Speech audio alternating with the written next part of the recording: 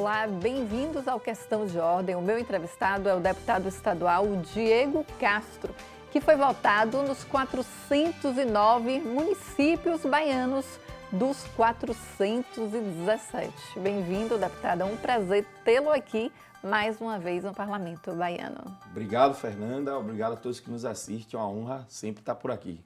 Deputado, eu iniciei já a entrevista falando a respeito dessa votação expressiva do senhor. O que se deu essa votação em diversos municípios, deputado, em quase toda a sua totalidade, né?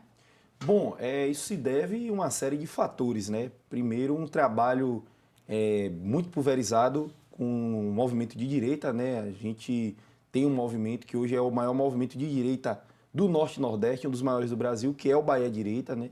Naquele período, estávamos em 89 cidades. Hoje já estamos em mais de 320 cidades da Bahia, né?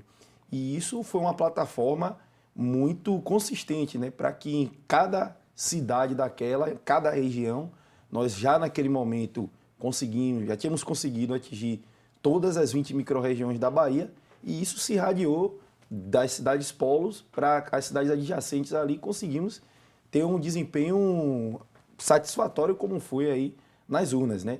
E eu falo, como eu disse aqui, uma série de fatores, envolve também a questão do apoio do nosso presidente Bolsonaro, né? A nossa campanha, da nossa eterna senadora, a doutora Raíssa, que foi meio que a madrinha, né, desse nosso projeto, e foi a nossa candidata ao Senado. A gente tem uma relação muito próxima, né? Isso também cooperou muito. E o trabalho consistente, né? Um trabalho que, acima de tudo, discutia-se de valores e princípios até os problemas locais do nosso estado, muito propositivo. Fiz questão de ter um plano de legislatura durante a minha campanha e também na minha pré-campanha, né? Na pré-campanha foi um período em que nós criamos fóruns de discussões com as nossas caravanas, e isso na campanha se consolidou em um plano de legislatura, onde ali levávamos propostas consistentes, né? Propostas ali eficazes e concretas para o público ao qual nós ouvimos durante o período de pré-campanha. E essa soma de fatores deu nesse resultado aí maravilhoso que nós tivemos. Sendo votado nos 409 municípios Graças baianos, a né, Deus. dos 417.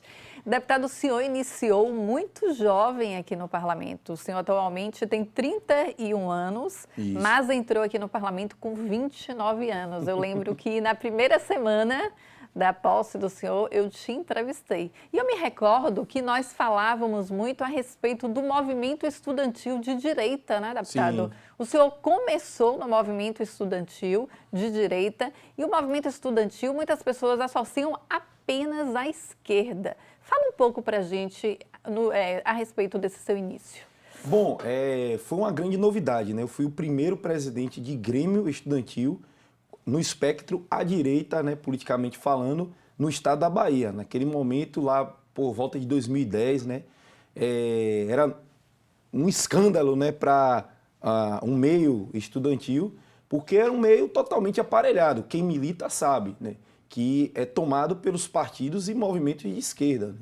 E quando eu assumi o Grêmio Estudantil do então Colégio Severino Vieira, né, eu me lembro muito bem que entidades estudantis e lideranças foram me fazer uma visita, né, se é assim que eu posso chamar, e me obrigaram praticamente a me desfiliar de um determinado partido que eu era afiliado, que era o mais à direita naquele período, né, que era o Democratas, né, e filiar algum dos partidos de esquerda, que me deram a opção. E eu, ali, logicamente, bati o pé e disse que não faria aquilo, porque um Grêmio Estudantil nada tem a ver com a política partidária. Pode estar próximas, mas não vinculadas uma à outra, né? Mas por que o senhor acha que sempre teve essa associação do Grêmio Estudantil, de movimento estudantil, estar ligado à esquerda?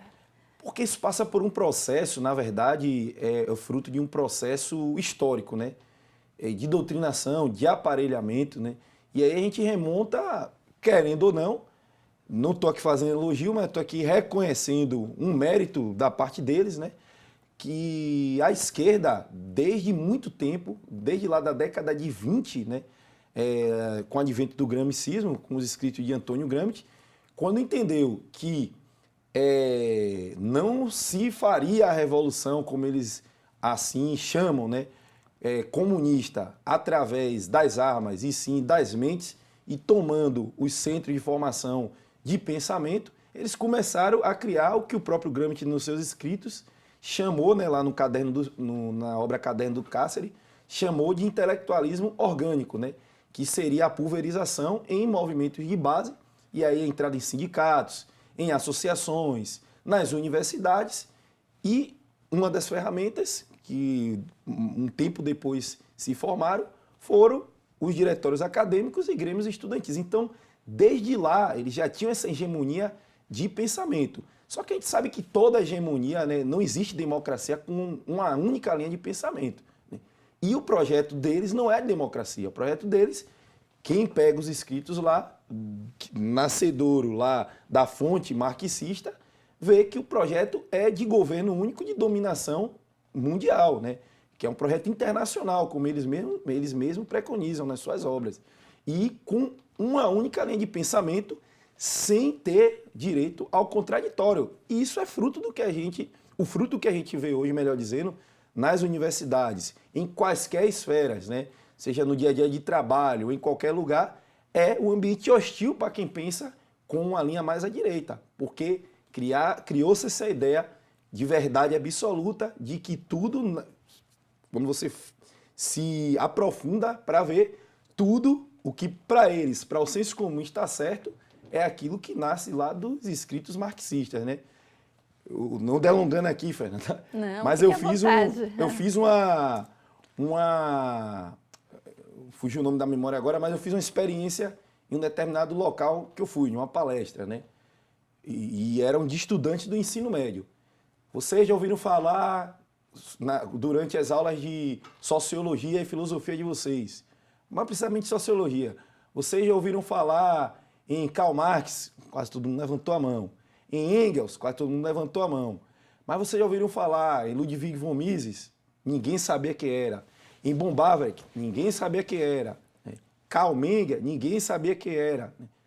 Olavo de Carvalho? Um ou outro sabia porque ouviu falar que na foi muito mídia. debatido, né? Então, você vê que não existe, né, no processo histórico, educacional, aí eu trago para isso que a educação é a base de tudo, da nossa formação, uma educação isenta e parcial.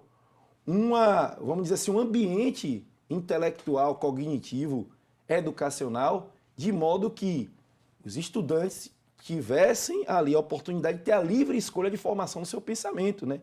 É por isso que eu apresentei, inclusive, o projeto que pune professor que doutrina em sala de aula. Que tipo de punição, deputado? E como está a tramitação? Multa Qual no o valor professor. dessa multa? Olha, a gente propôs lá uma média, né? Mas isso a gente vai partir para uma discussão ali, levando em conta a situação econômica do infrator, né? Entendi. Mas ali tem um caráter mesmo didático, né? E também preventivo, né? Vamos dizer assim, de dissuasão, né?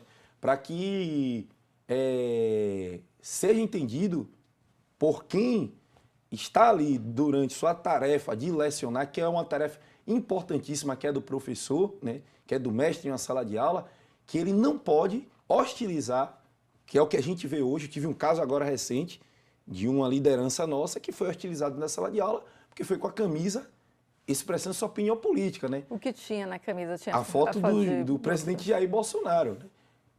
E, diferentemente do que a gente vê nas universidades, gente com chapéu do MST, com bandeira do PT, com camisa de Lula, e não teve esse mesmo tratamento. Muito pelo contrário, era tido como um grande intelectual. Então, a função do professor, do mestre em sala de aula, é mostrar as verdades, né? Se é que eu posso chamar aqui do outro lado de verdade, mas vamos tratar dessa forma, mostrar as formas de pensamento e deixar que o aluno tenha seu livre convencimento. Não dizer que um é certo e que outro é errado, o que a gente vê hoje, né? É a realidade, felizmente. Deputado, vamos falar a respeito da Comissão de Segurança Pública. O senhor faz parte da Comissão de Segurança Pública. Eu gostaria de saber do senhor como está a atuação lá dentro deste colegiado e também a respeito de diversos questionamentos que o senhor faz tanto no colegiado quanto no plenário da casa. Um questionamento que eu vou fazer aqui ao senhor a respeito das câmeras que serão inseridas no fardamento dos policiais militares. O senhor bateu muito em relação a isso e eu gostaria de saber o porquê. Olha, não só batemos, como também recentemente pugnamos o edital, né? Que previa a contratação das câmeras, né? Porque, primeiro, eu não estou contra a ideia de utilização de câmeras. O que eu foco aqui é, diante da situação que nós temos, com diversas outras prioridades, entendendo o contexto em que a nossa polícia, que os nossos agentes vivem, a câmera vem em um péssimo momento, totalmente inoportuna. Ao invés de se tornar um mecanismo de segurança, vai se tornar mais um mecanismo de pressão. Por que eu digo isso? Porque, primeiro, nós temos uma polícia a mais mal remunerada do Brasil, a pior remuneração de policiais do Brasil. Quem pegar qualquer dado vai ver que eu não estou dizendo nenhuma mentira. Proporcionalmente salário. O senhor tem os números, salário. deputador? Os valores? A base, Sim. né? Por exemplo, a base, vamos tirar pela questão de eventos, né? Sim. Um policial para um evento como um carnaval, que eu vou trazer um caso aqui mais emblemático, que compõe a estrutura remuneratória, né? No evento como carnaval, o soldado de polícia ganha pouco mais de R$ 20 na hora. Se ele muito trabalhar ali, cumprindo a escala de carnaval, ele vai ganhar R$ 600, o que um profissional de uma empresa privada trabalhando com a mesma finalidade ganharia em uma diária, de um dia, né? Então, o serviço público tem que dar exemplo, né? Ele tem que dar exemplo dentro de uma área que é essencial, que é a segurança, que é o tripé das políticas públicas. Então, voltando aqui a essa questão das câmeras, vem como mais um mecanismo de pressão do que de ajuda à atividade policial. Primeiro que o argumento que o governo utiliza é para combater o que eles usam com um termo infeliz de letalidade policial. A letalidade é criminal. Né? Fala-se que é a polícia que mais mata, mas é também a polícia que mais morre no Brasil, porque a gente está numa guerra urbana, porque o Estado entregou a segurança pública à criminalidade. E, infelizmente, a Bahia é um Estado que comanda suas facções, são as organizações criminosas. É uma realidade hoje. Quem discorda está querendo tapar, respeito, mas está querendo tapar o sol com a peneira, né? E, dentro dessa questão ainda das câmeras, temos ainda, associado a isso, uma insegurança jurídica terrível contra o policial militar. A realidade que a gente vê hoje é o policial preso, até já condenado antes mesmo de qualquer julgamento e qualquer rito processual, até na esfera administrativa, né? Ele já condenado antes e preso administrativamente, e pelo que não fez, na maioria das vezes, e o bandido solto na rua com toda a verossimilhança do que fez, de crimes, né? Então, inversão de valores. O cidadão de bem hoje, na Bahia, ele fica preso dentro de casa e o bandido solto na rua. Então, já é um grande fator que a gente nota que vem com um mecanismo de pressão. Além disso, né, como eu disse que a desculpa foi letalidade policial, tem também a questão, como eu falei, da segurança jurídica, né? Aproveitando que falou-se disso, o Código de Ética e Disciplina, a Bahia é o único estado que não se adequou, né, a uma legislação federal aprovada pelo então presidente Jair Bolsonaro em 2019, que instituiu que dentro de um ano todos os estados se adequassem com um Código de Ética e Disciplina apartado de uma lei geral que cria as polícias, né? E dentro desse Código de Ética e Disciplina prevê-se uma série de princípios, inclusive processuais, penais, né, e constitucionais, que entendesse a atividade policial e olhasse para o policial com uma visão mais humana, né? Por exemplo, prevendo a presunção de inocência, que não existe para o policial hoje, prevendo a questão do contraditório, da ampla defesa, o que a gente vê em processos administrativos é uma verdadeira aberração jurídica, né? O policial não tem nem direito de se defender. E uma série de fatores aí que a gente pode aqui analisar até com mais tempo depois, que aqui não vai dar, que tem muita coisa para falar. Mas, entendendo esses fatores, a Câmara hoje vem como um instrumento muito mais de pressão do que de ajuda, sem levar em conta a situação da saúde mental dos policiais da Bahia, que é o estado que tem o segundo maior índice de suicídio no Brasil, né? E dentre tantos outros. Ou seja, uma Câmara, em um contexto em que o Estado, que é o empregador, vamos dizer assim, fazendo aqui uma conjectura com o setor privado. O Estado, que é o empregador, manda aquele empregado para a rua, ele cumpre o seu dever, é punido por isso, só por aí você já, qualquer pessoa em sua sã consciência vai entender que as câmeras vêm mais para prejudicar do que ajudar, né?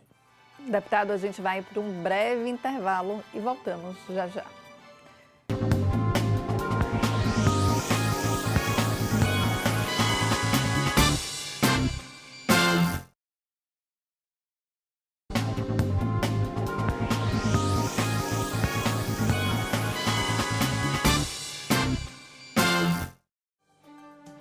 Voltamos com o deputado estadual Diego Castro. Deputado, é um prazer enorme estar com o senhor aqui. O senhor é da bancada conservadora aqui do Parlamento Baiano.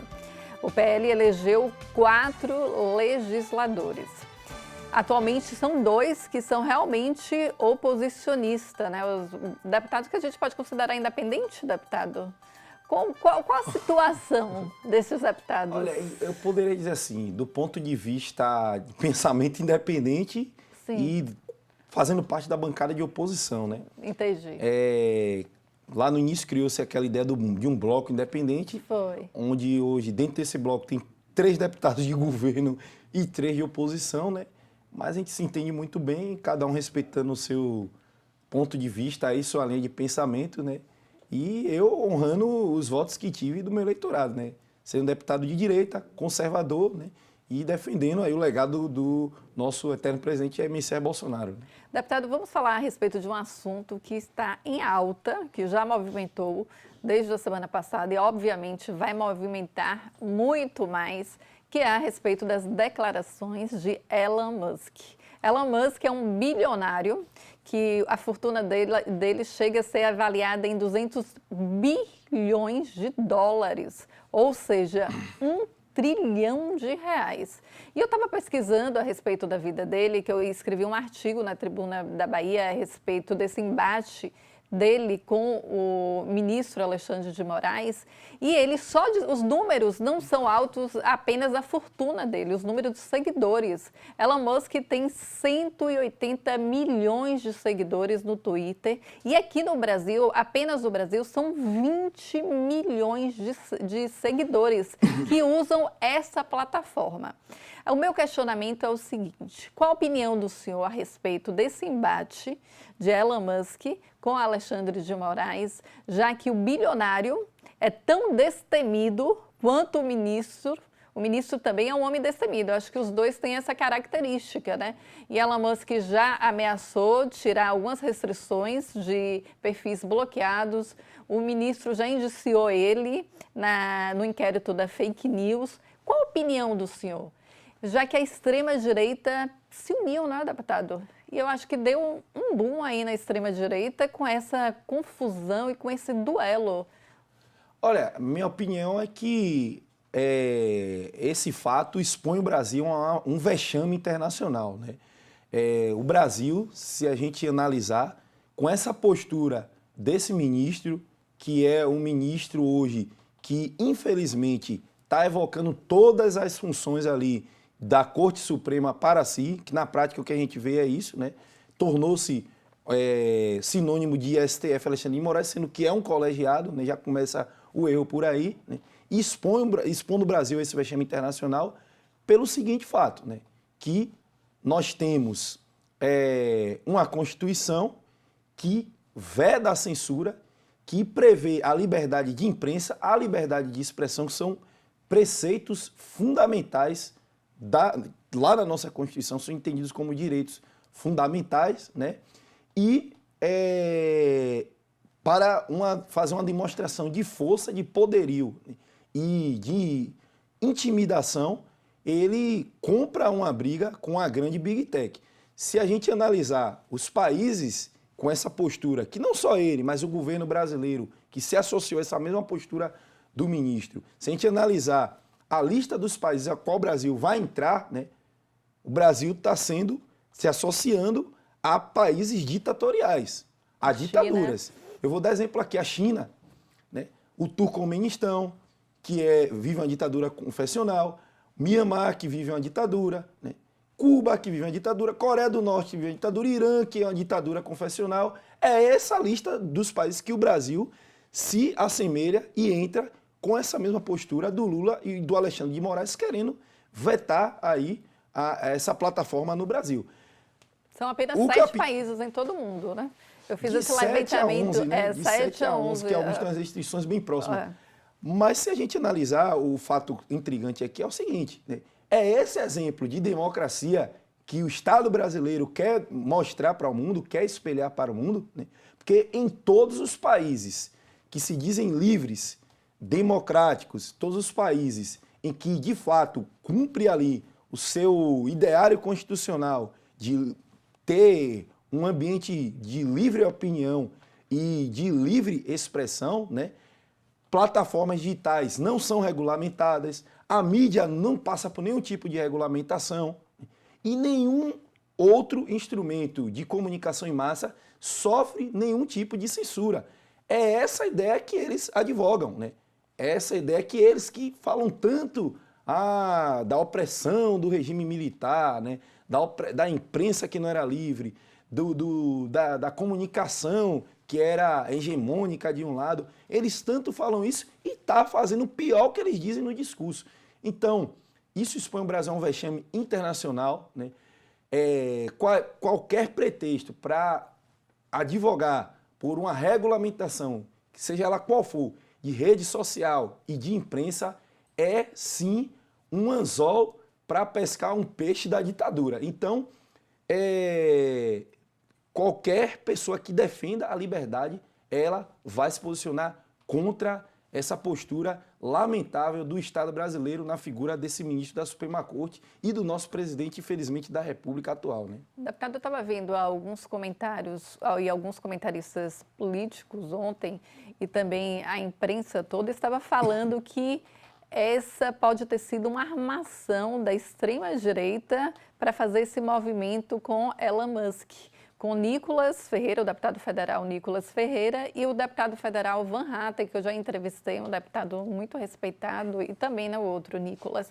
O meu questionamento é o seguinte: o senhor concorda com isso? Porque eles rebateram, falaram que não teve nada orquestrado. Eu vi depoimentos de Van Hatten dizendo que isso é algo fantasioso, que ele apenas postou e Elon Musk comentou no post dele e também no post de Nicolas, né? Qual a opinião do senhor em relação? Olha, nossos adversários, eles têm narrativas para tudo, né? Vamos pegar aí, desde quando, antes de Bolsonaro assumir a presidência, quantas narrativas se destrinchou e quantas no final se comprovaram verídicas, né? Quantos crimes eles acusaram e quantos o próprio foi condenado. Então, tudo, uma estratégia dos nossos adversários histórica, inclusive está nos escritos dos seus, que eu posso chamar de expoente, né?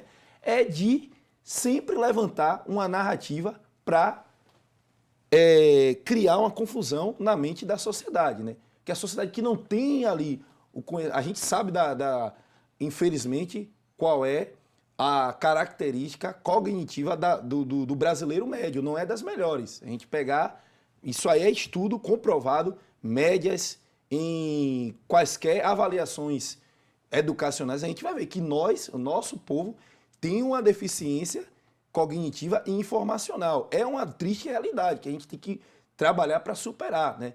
Então, esse povo, né, que não tem o acesso à plena informação, ao pleno conhecimento, as plataformas estão aí, mas tem esse grande problema, né? Quando você levanta uma versão e levanta a outra, cria-se uma confusão na mente delas, né?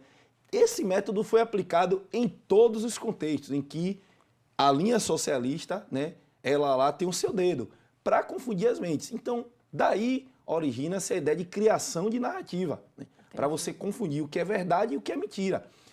E não é diferente nesse caso, né? Como eu citei aqui, de tudo que a direita faz, ela está sempre do lado errado.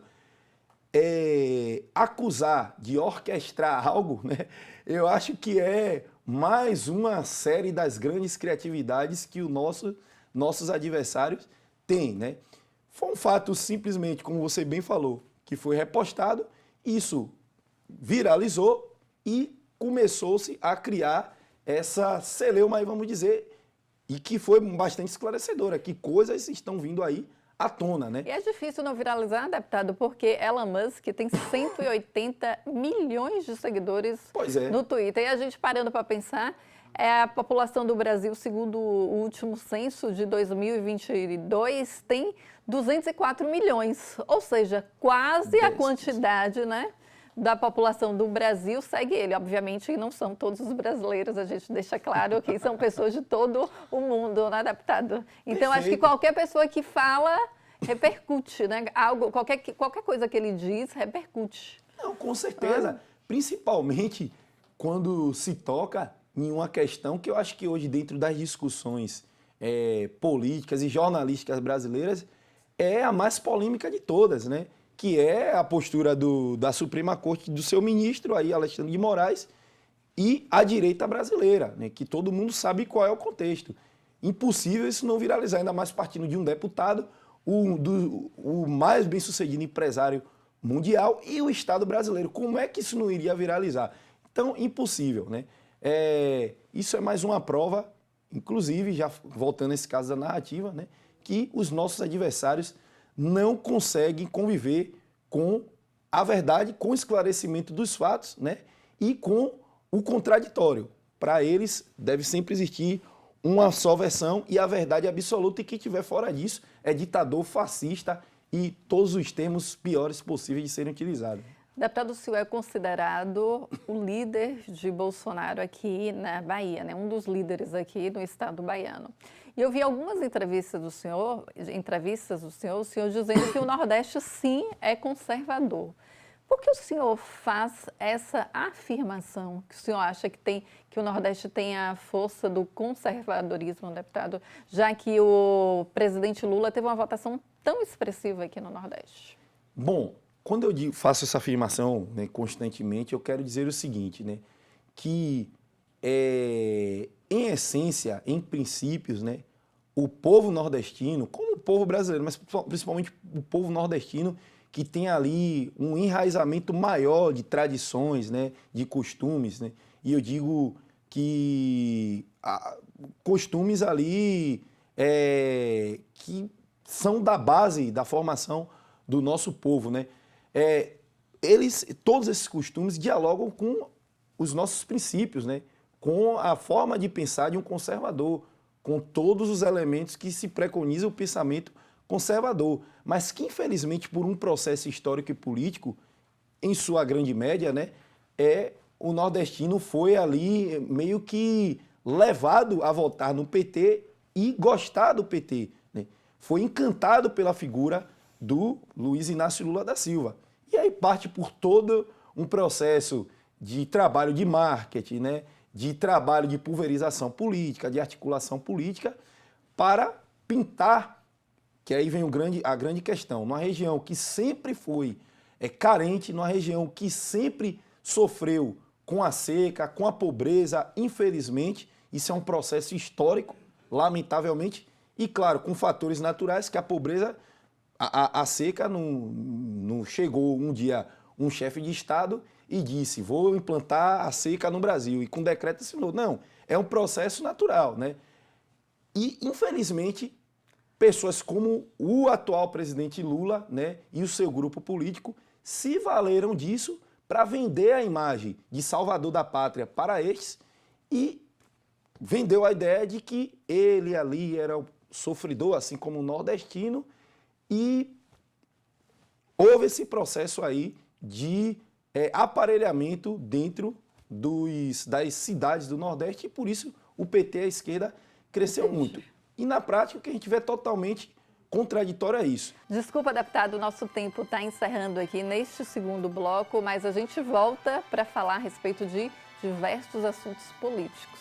A gente volta já já.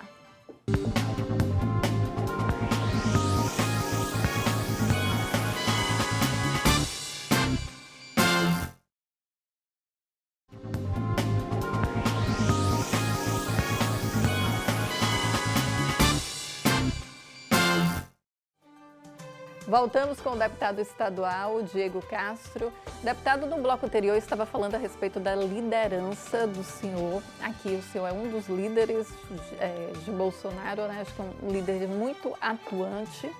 E eu gostaria que o senhor falasse também a respeito dessa votação de Lula e de Bolsonaro. Foi uma disputa muito acirrada para a presidência da República e recentemente a gente viu que teve uma pesquisa e que a pesquisa já daria virada, né? Virava já o jogo para Bolsonaro. Qual a opinião a respeito do senhor? O senhor acha que o atual presidente da República está um pouco desgastado? Qual a opinião do senhor? Olha, o governo está indo de mal a pior, né? Todas as pesquisas hoje de opinião pública, até de institutos que sempre tiveram números aí estranhos, né? A grande média das estatísticas, né, já mostram que o governo Lula está em uma, vamos dizer assim, desaprovação em massa pela população brasileira. Você vê aí o Datafolha recentemente o que é que mostrou, né? E isso passa por um processo, é o resultado de uma má administração, logicamente, é resultado de um governo que vem com uma ideia muito ultrapassada, vem com um programa muito ultrapassado, né? Tenta vender, tenta governar na base do marketing, né?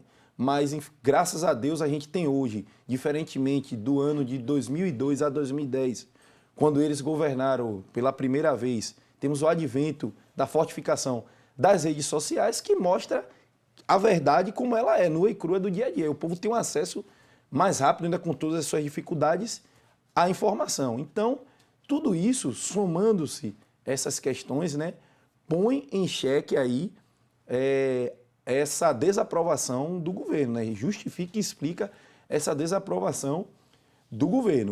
Deputado, em relação à vinda do ex-presidente da República, Jair Bolsonaro, para aqui, para o estado da Bahia, o senhor acha que deu uma guinada no conservadorismo? E eu gostaria que o senhor me explicasse também uma segunda pergunta, qual a diferença da direita para a direita extremista, deputado? Porque a gente ouve muito. O senhor é um direitista ou o senhor é um direitista extremo? Olha, a primeira pergunta, a vinda de Bolsonaro na Bahia, né, foi importantíssima porque isso aqueceu aí as nossas bases, né, as lideranças políticas. Foi como representou um sopro, né, aí de uma oxigenação aí para os pulmões das nossas lideranças, né? A gente viu a grande mobilização que teve todo o interior da Bahia vindo aqui. Teve um momento em que nós separamos todos os nossos pré-candidatos e fizemos ali um material com ele, né, com o próprio, tanto a vereador quanto o prefeito, né? Porque o nosso público é um público muito sinestésico, né? Ele tem aquela questão de, você está com o presidente, cadê o vídeo dele? Cadê uma foto com ele? Você está engajado nas movimentações, então há necessidade, por uma questão de estratégia política, de se fazer isso, né? E foi assim que isso representou muito, essa questão aí. E, sem dúvidas, vai impactar, né, no cenário eleitoral, já que a gente está vendo um crescimento muito rápido e grandioso da direita no nosso estado, né? E essa questão de direita e extrema-direita, né, é nada mais, nada menos que um termo infeliz que os nossos adversários aí elencou e que se tornou comum aí até por muitas pessoas, eu digo até dentro da própria direita, né, por desconhecimento. Porque até a própria direita se denomina como direita extremista, muita gente deputado. dentro da direita fala isso, mas é um termo infeliz, né, que não existe. Veja bem, hoje qualquer pessoa que tenha um ponto de vista dentro da direita, vamos dizer assim, uma postura mais incisiva dentro da direita, mais firme, é taxado como extremista da direita, como extrema-direita, né? O senhor é taxado como extremista da direita, deputado? Constantemente, inclusive aqui no parlamento, né? Qualquer posicionamento é extrema-direita, extrema-direita. Se a gente pegar dentro do espectro político, né, que aí vem, vamos lá, falam-se tanto, fundamente, como os adversários gostam de falar. Se a gente pegar dentro da ciência política e analisar um espectro político, né, a gente vai ver que você tem da extrema esquerda ao que eles chamam de extrema direita. A ideia seria essa. Mas se você analisar, me mostre qual doutrina preconizada de extrema direita existe. Nenhuma, né?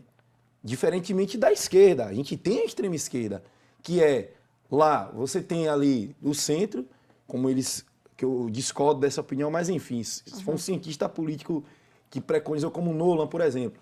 Você tem o centro político, você tem ali a centro-esquerda, que é a social-democracia, você tem ali a esquerda, que eles chamam de moderada, que é o socialismo, e você tem a extrema esquerda, que é o comunismo, que é a ideia mais radical à esquerda, né? Que inclusive prega a luta armada, não prega a luta armada, não prevê arma para todo cidadão se defender. Ele só quer arma para quem vai fazer a revolução.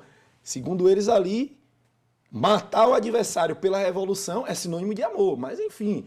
E dentro da direita você tem a centro-direita, que são os liberais, e o conservadorismo, que é a direita de fato, né? A direita mais, como chama-se, moderada. Agora me mostra uma doutrina de extrema-direita. Não existe, né? Entendi. Jogam-se muito o nazismo para a extrema-direita. Quando se pega-se o nazismo para analisar, né, dentro do seu cerne, a formação do nazismo, quais as ideias filosóficas, né, o nascedouro filosófico que deu base ao nazismo, você vai ver que são os mesmos que deu base ao comunismo, ao socialismo e à social-democracia. Né? Que o que diferencia direita e esquerda é a primazia de um simples elemento. De um lado, a direita, a primazia do individualismo, que não é egoísmo, que os nossos adversários confundem. Queremos dizer o quê? Que a menor minoria é o indivíduo. Né? E do outro lado, a ideia de coletivismo, né? Que tudo tem que ser feito de maneira coletiva. Mas na ideia, na prática, o que a gente se vê é unanimidade de pensamento, ideias totalitaristas, né?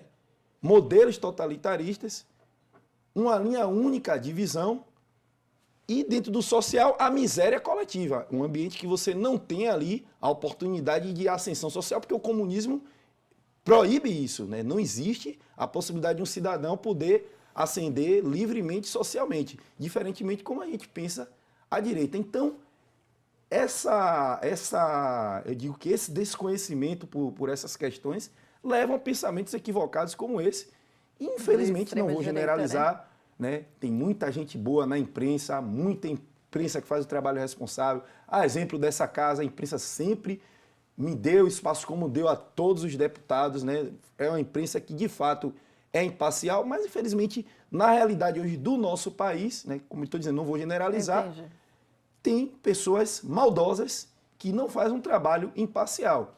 Faz um trabalho de militante político, quando deveria ser jornalista isento, imparcial, e pega essas questões e confunde. Qual a opinião do senhor a respeito de jornalista e militante, sociedade. deputado? Qual a opinião do senhor?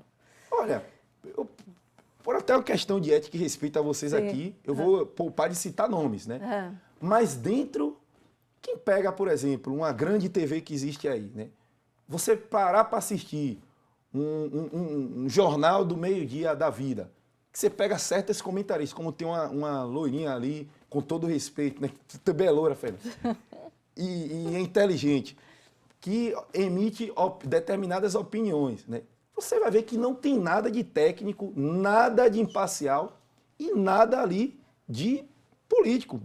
Beleza, se fosse um programa em que você dissesse, olha, isso aqui é um debate político, tem um jornalista que tem uma visão esquerda-direita, tranquilamente. Mas a jornalista que se veste de imparcial, que vai ler uma matéria de forma, segundo ela, isenta, e pega aquela matéria, começa até a mentir e distorcer, ela está sendo desonesta, está prestando um desserviço à informação e está sendo desrespeitosa com o brasileiro médio que está ali procurando se formar e que está assistindo. Infelizmente, é uma grande realidade hoje desse meio. Aí vem um processo histórico dos cursos de comunicação e jornalismo, que foram cursos em que, lá na década de 60, aquele processo que eu te falei, e que, infelizmente, os ideólogos se se prevaleceram desses meios, né? Os sindicatos jornalistas lá atrás, e implantaram ali um método marxista de comunicação que se difundiu hoje. Hoje alguém tem uma postura dentro desse setor. Mas a direita é hostilizada, infelizmente. Quando o senhor fala em relação ao jornalismo, por exemplo, tem jornalistas que são imparciais e tem jornalistas que têm lado, por exemplo, nos Estados Unidos, na França, mas eles assumem. Eu falo até aqui mesmo. O certo é assumir, né, deputado? Eu não vou muito longe, não. Eu falo aqui. O certo. Aqui na casa, por exemplo, no nosso estado, tem jornalistas. Entendi. Que quem conhece de bastidor, claro que isso é um particular, sabe que tem uma postura mais à esquerda, mas que sabem ser profissionais, são respeitosos, né? Como eu estou cansado de ver. Agora, tem uns que não separam o seu trabalho da sua convicção política, né? Sendo que naquela tarefa que ele está executando ali, ele tem de ser imparcial, mas não sabe ser, infelizmente, é uma triste realidade hoje. Você não vê isso. Eu acho que o jornalista tem que ter respeito com a verdade, né, deputado? Tem que ser ligado à verdade, ouvir os dois lados, independente se é esquerda, se é direita. Mas agora eu quero voltar com o senhor falando a respeito, infelizmente o nosso tempo está acabando, a respeito de um projeto que o senhor apresentou aqui no Parlamento Baiano, que foi uma homenagem ao ex-presidente da República, Jair Bolsonaro. Era o título de... Era a Comenda 2 de Julho, não foi isso? Perfeito. O senhor apresentou em março de 2023, aí passou esse período todo, acho que não foi aprovado não foi nem apreciado, né? Exato. Não foi apreciado e no final do ano, que o senhor estava na expectativa que seria aprovado com dispensa de formalidade, não foi aprovado. E eu me recordo que o senhor foi à imprensa, foi ao plenário e questionou muito isso. O que aconteceu, deputado? Porque o senhor se indignou tanto por não ser apreciado e também não ser aprovado. Não chegou a ser apreciado? O que foi que aconteceu? Bom, você está em casa entender, né? Cada deputado tem o direito de apresentar por ano uma honraria, né? Que é um projeto por via de resolução, né? Eu acho que quase todos apresentaram. Eu fui um dos primeiros a propor, né, essa honraria lá no mês de março, com 2 meses, um mês de mandato, que começou em fevereiro, né, para o então presidente Jair Bolsonaro. Né. Se enquadrou em todos os requisitos de serviços prestados ao Estado. Eu posso citar aí da questão do Pronamp, as empresas foram beneficiadas. A malha viária da Bahia foi a mais atendida em todo o Brasil com as obras federais. A questão da transposição, que estava... Enfim, tem uma série de fatores. O Estado mais atendido pelos programas sociais, como, por exemplo, o então Auxílio Brasil, que voltaram a ser o Bolsa Família, enfim, se enquadrou nos requisitos, né? Tantos projetos que vieram depois na fila foram apreciados, não contestei nada, né? Esperei com toda a paciência do mundo que isso fosse apreciado pela mesa diretora. Não foi. Chegou na última sessão do ano, aqueles deputados que estavam com pendências, né, ali, inclusive essa que eu não consegui fazer sequer uma sessão especial no ano passado, já que todos puderam fazer, quase todos, né? Eu fui o único que não consegui fazer nenhuma. Sessão especial, nem de comenda, nem de nada. Mas por que o senhor não conseguiu? Porque não foi apreciado, não foram aprovadas. De proposições foram N proposições, nenhuma foi aprovada.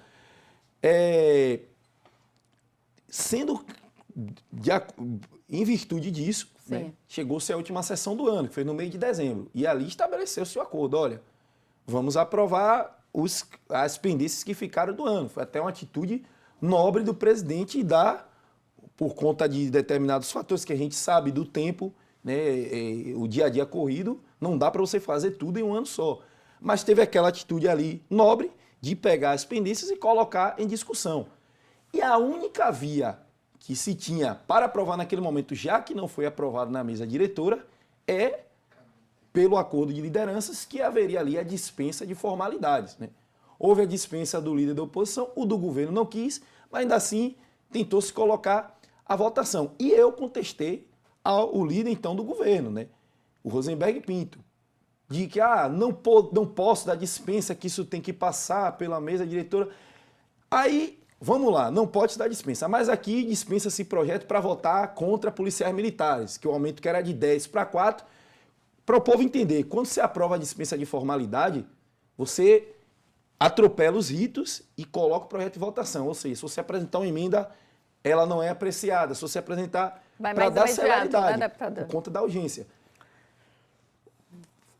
Permitiu-se dispensa para votar contra o policial militar, que eu apresentei a emenda de 10%, apresentaram a dispensa, o projeto aprovou 4%, nem apreciou a emenda de 10%. Permite-se dispensar constantemente para votar empréstimo, e por que por uma simples honraria não podia? Isso ia ser um escândalo, né? Ia ser ali algo que contrariasse legalmente, como tentou jogar discussão para essa linha aí. Então, viu-se que na prática foi, de fato, ali hostilizado a ideia, por parte, lamentavelmente, da liderança do governo, a ideia de um ambiente plural, né? De um ambiente democrático, de um espaço que é o de que cada deputado tem direito de indicar a sua honraria, né? De homenagear aquele que se enquadre com os requisitos. Falou-se até que existe uma lei que proíbe condenados inelegíveis serem homenageados. Mentira, não existe essa lei. Isso foi aprovado no estado do Paraná, isso é uma mentira. Foi falado isso em plenário. Né? Não existe nada disso. O senhor vai voltar a apresentar? Com certeza, esse ano. Né? Tá para ser apreciado e eu espero, né, que, de fato, o ambiente plural e democrático seja apreciado, seja resguardado. Homenageou as pessoas de esquerda aqui, que eu tinha tanto elemento, tanto fundamento para mostrar que não merecia aquela honraria, que não teve nenhum serviço prestado, com todo o respeito a quem indicou, mas preferi pugnar pelo respeito às convicções de cada um. Mas quando chegou na minha vez, infelizmente, foi esse tratamento que tive e espero que isso mude.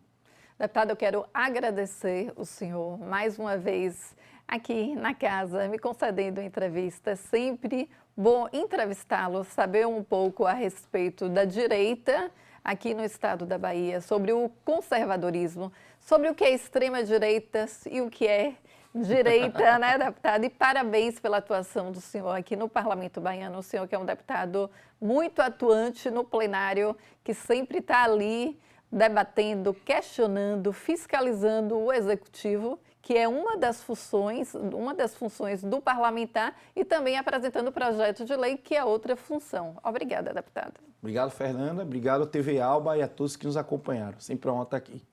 Obrigada, deputado. A gente fica por aqui. Até o próximo programa.